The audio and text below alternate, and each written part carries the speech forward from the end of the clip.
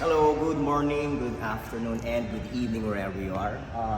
Nandito ako sa Geely Makati. So first time ko nakita tong tinatawag natin ng Mighty Fine Beast. So check lang natin isang ikot lang, it's gonna be a very quick one. New management na pala dito sa Geely Makati So FYI. So okay na siya. So tsura, ang pinaka-paborito ko dito is yung wet. Ito siya. Magkano ang presyo nito? Nasa 1.3. 1.3. Again, for a 1.3 million peso car, I think what you get is...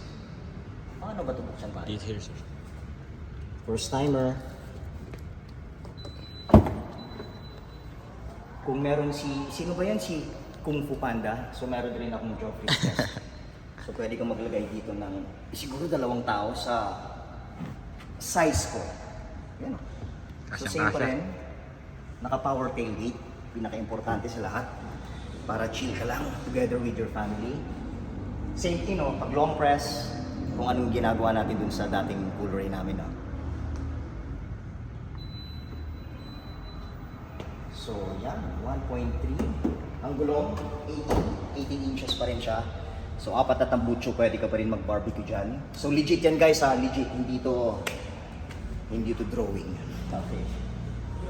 So again, for a 1.3 million peso car, what you get is premium content with a mass market price tag.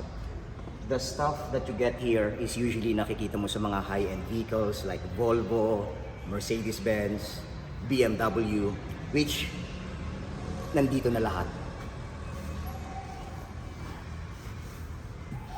As usual, premium na premium pa rin. Yung comfort, yung technology, yung luxury, nandito talaga. Solid. So my verdict guys, eto pa. Before I leave you guys, eto yung papakita ko. Eto na yung new facelift niya. Parang Lexus. So maganda, pero mas, just my honest opinion, mas gusto ko pa rin yung dati.